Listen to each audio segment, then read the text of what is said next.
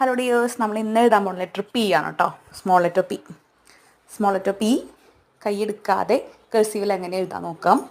നമ്മൾ നടുക്കുള്ള ലൈനിൽ നിന്ന് സ്റ്റാർട്ട് ചെയ്ത് കുറച്ച് മുകളിൽ പോയിട്ട് താഴെ വന്ന് പിന്നെ പിയുടെ ആ ലൈനിൽ മുട്ടിക്കില്ല, അവിടെ നിന്ന് ജസ്റ്റ് വളച്ച് വയ്ക്കും കേട്ടോ. അങ്ങനെയാണ് സ്മോൾ ലെറ്റർ പി എഴുതാം. ഒന്നും കൂടി നോക്കിക്കോളൂ.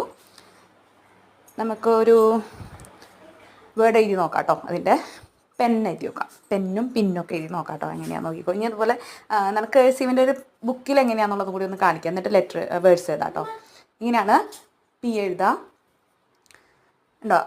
നല്ലൊരു ഗ്യാപ്പ് ഉണ്ട് അതിൻ്റെ ഇടയിൽ. അപ്പോൾ ഒന്നുകൂടി നോക്കൂ. പിൻ അല്ലെങ്കിൽ പെൻ അതൊക്കെ എങ്ങനെ എഴുതാൻ നോക്കാം. പിയുടെ കൂടെ ജോയിൻ ചെയ്തിട്ട് കേട്ടോ. ഓക്കെ, ഇനി പിൻ എഴുതി നോക്കാം. നേരെ മുകളിൽ പോയി താഴെ വന്ന് കുറച്ച് ഗ്യാപ്പ് വേണം അതിൻ്റെ ഇടയിൽ കേട്ടോ. അങ്ങനെയാണ്. അപ്പോൾ ഇങ്ങനെ പിൻ. അപ്പോൾ എല്ലാവരും ട്രൈ ചെയ്ത് നോക്കണം. ഓക്കെ, എല്ലാ ലെറ്റേഴ്സും ട്രൈ ചെയ്ത് നോക്കണം കേട്ടോ.